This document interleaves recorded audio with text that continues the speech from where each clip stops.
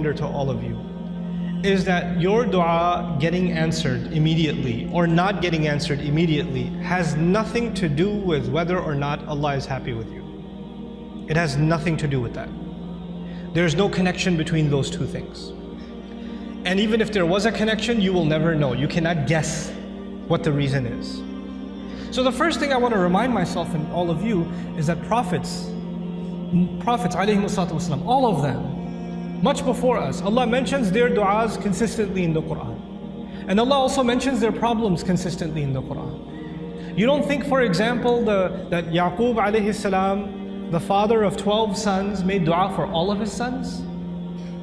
And especially for his son Yusuf, when he lost his son Yusuf, you don't think he made dua for Yusuf's safety, that Yusuf should come back home, that he could look at his beautiful son once again?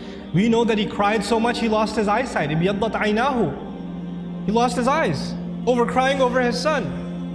And all of those du'as for so many years go unanswered, and then they eventually get answered. You don't think that the mother of Musa alayhi salam, when she put her baby in the water and the river just takes the basket away, the basket could flip over any time.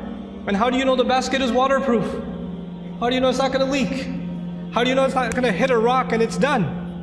You're throwing something in a river. It's not a joke, it's a baby in a river. You don't think that mother is making dua to Allah?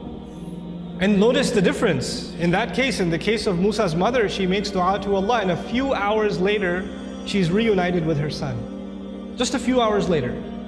By the time the baby is hungry for the next meal, he's back with his mother. And in the other case, with the case of Yusuf alayhi salam, he was separated from his father. But he wasn't reunited with his father for many years. For many, many years. We are going to go through difficulty in life. And all of our problems are not going to be solved because we made a dua to Allah. Understand the reality of dua. What is the purpose of dua? We often confuse dua with talab. Talab in Arabic means to ask for something, to demand something. Dua means literally to call. That's what it means. Da'awtukum, I called you, I invited you, I cried out to you. This is dua.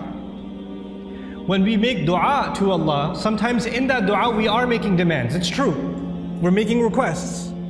But we should never forget that all of those requests, you know what they are at the end of the day? It's a humble slave of Allah turning back to Allah and begging Allah to help him with whatever problem. But it's more than Allah solving your problem. It's just the act that you communicated with Allah that's the most valuable thing. The fact that you actually engaged Allah in conversation, that is the goal in the end. Whether or not Allah will solve your problem immediately is a separate problem.